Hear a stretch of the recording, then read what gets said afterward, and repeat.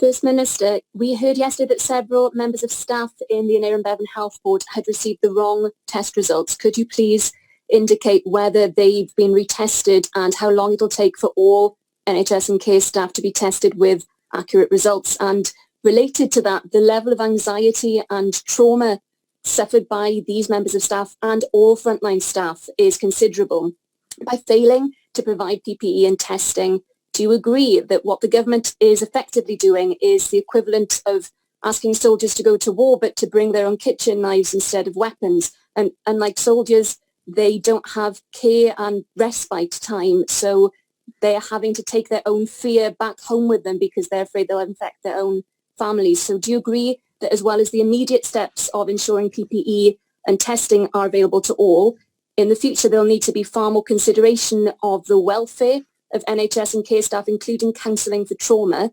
What are you doing now to ensure that's available and that the welfare of staff is paramount?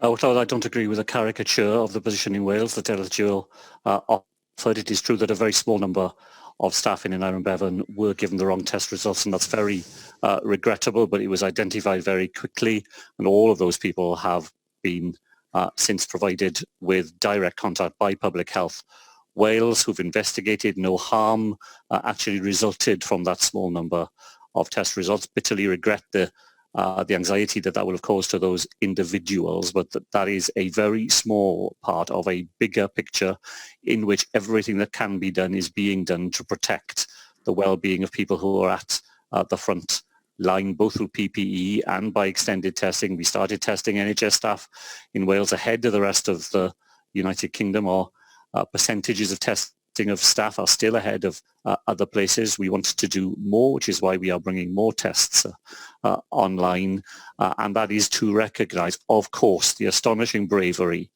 and commitment of people who provide help to other people in the most challenging of circumstances. Where I do agree with Dylan Jewell is that this will leave an aftermath.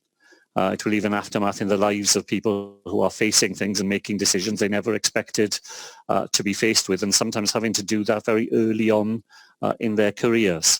I'm very struck that a number of the people who are returning to work in the NHS, that one of the things that motivates them after retirement to come back in is to be able to offer their experience and their lifetime of dealing with huge difficulties, to put that at the disposal of young NHS staff, to be able to stand alongside them, to be able to offer some of that advice and guidance and a shoulder to lean on during these hard times. And I think that's a very generous offer that those people are making.